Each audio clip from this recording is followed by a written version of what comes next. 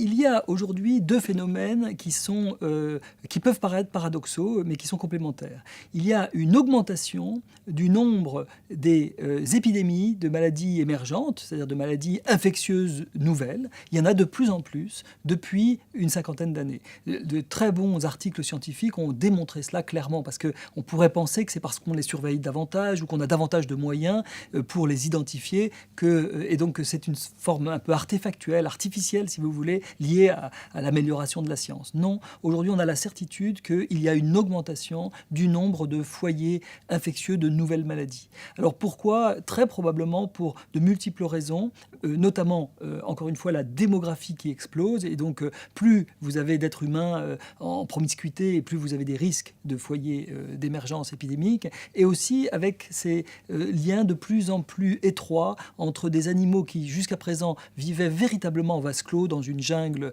très isolée, et qui deviennent de plus en plus en contact avec la population humaine, puisqu'il y a de moins en moins de zones vierges aujourd'hui sur le globe.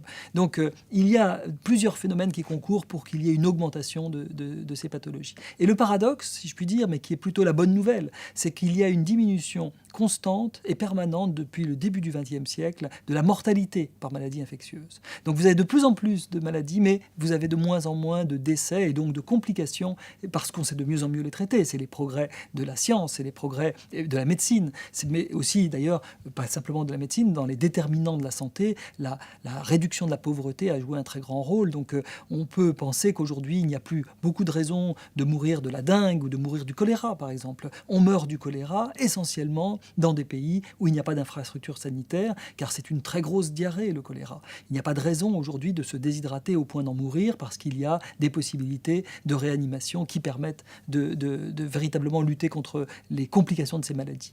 Alors, il faut retenir, je pense, surtout qu'on ne va pas vers une diminution des maladies infectieuses, on en a de plus en plus, mais en revanche, dans le palmarès des grandes causes de mortalité, les maladies infectieuses sont en train, y compris dans le monde en développement, de régresser de plus en plus.